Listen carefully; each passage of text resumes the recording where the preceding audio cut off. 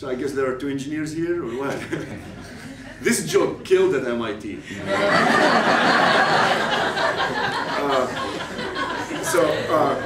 Yeah, this is a liberal arts college, isn't it?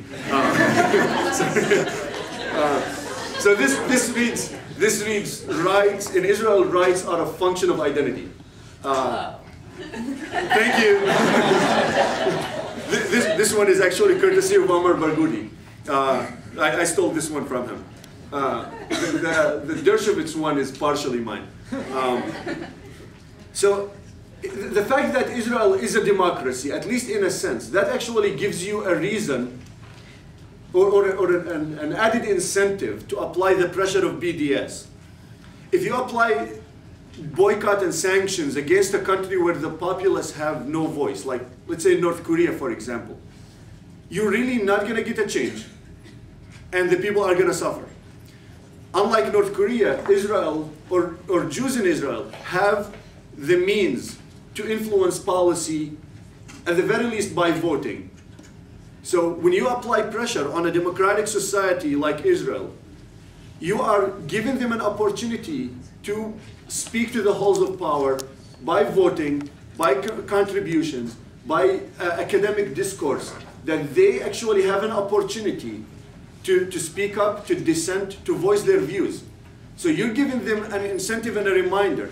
But the opportunity to dissent also provides them with an obligation to speak up. In the words of Martin Luther King, you cannot, or to paraphrase Martin Luther King, silence over injustice is partaken in injustice. In Israel, nobody has an excuse to pretend that they are not involved or they are not part of the problem. It's a state that represents all of its population. And the fact that it's a democracy, its population has an obligation to change that state. And divestment is your message that you can send to them, or that communication that you can deliver to them with that demand.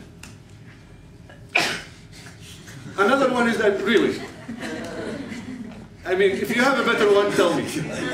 After what we just said, and this is, I can't claim to have the keys to the eternal truth. But after many years of activism, our supporters, our activists have come to the conclusion that BDS is just about the only method that gives you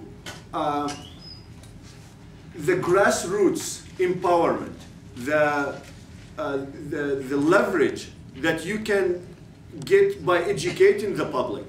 It can give you it transforms the power, like I mentioned earlier, from the halls of Washington to the streets of the United States. People can make that decision now. You are providing them with a vehicle, with a methodology to influence and pressure. So it's a strategy we can take to institutions we belong to.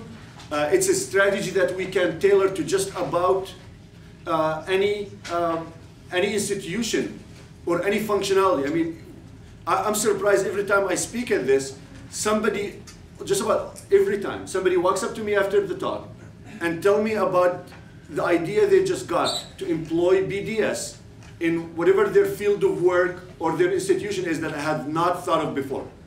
The last time I gave this talk, somebody came up to me, and he was a pharmacist, and told me that how he would like to start a campaign within the American Pharmacist Society to basically to start a boycott campaign of Israeli colleagues as well as Israeli drugs. Try to put pressure by, Israeli generic drugs are very prevalent in the United States. Put pressure on it in that form.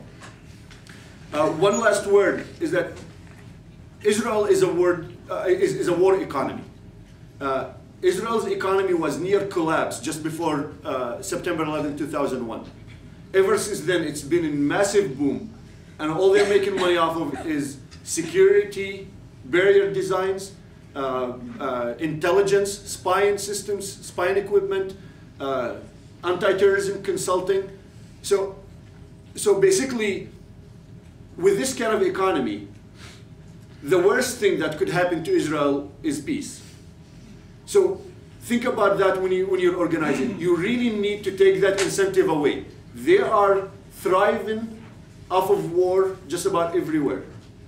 So we need to take that incentive away and make them consider their future as friends and partners in the region in which they live, not as an enclave, a hegemonic enclave that will thrive on the suffering of others.